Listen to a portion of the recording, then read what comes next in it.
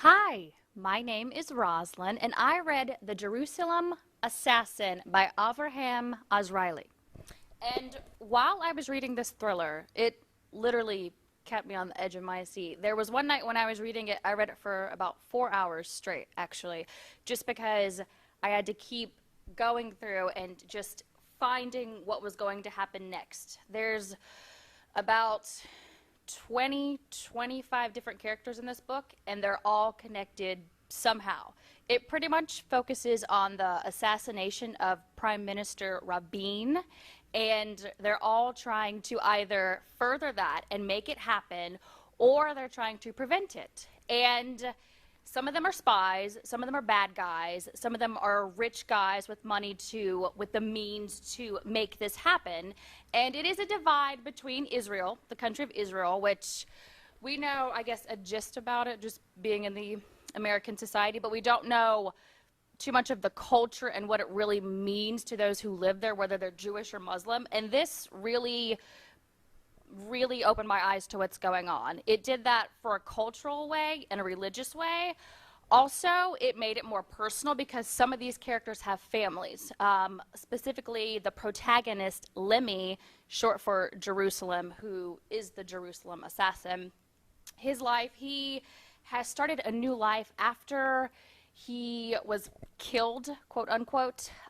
He had a big explosion he was responsible for in the Six-Day War back in 1967, I believe, when that was.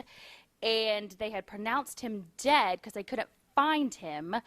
But Eli Weiss, who is the main character besides being the protagonist, because he orders about all the different spies and he knows everything about everyone. He's a go-getter.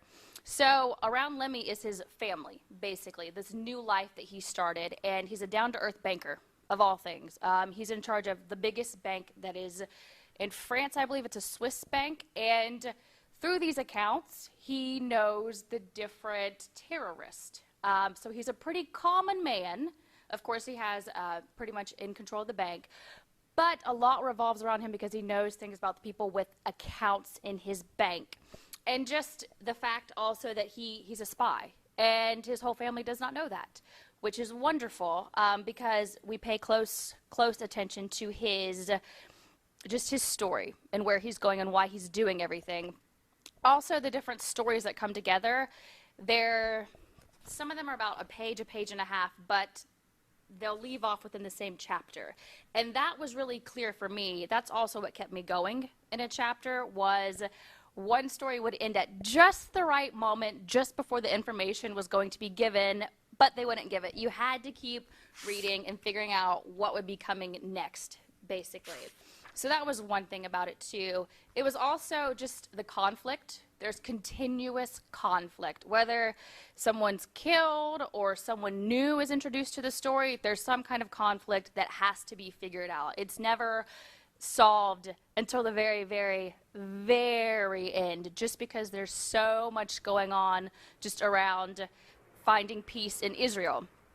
Also, the subplots that come up within the plot of the assassination of Prime Minister Rabin, the different subplots of romance and finances and war and family issues, family history that people don't know about, because the father of Lemmy doesn't find out till 3/4 of the way of the book that his son is still alive.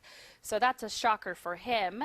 And also, Lemmy doesn't know that his dad is out there. And his family never discovers that he's a spy. So he's pretty good at what he does. And at the same time, Eli Weiss, the guy who's coordinating everything, is pretty much on his last limb. He is advised by doctors to slow down, go to the hospital, keep an oxygen tank nearby, all kinds of stuff like that. But he keeps going on, and he keeps escaping, as old as he is. I believe he's in his 70s or late 60s. So there's a lot that's going on, and it's clear. I wasn't lost trying to find out where I was at or having to reread material, but the story keeps going.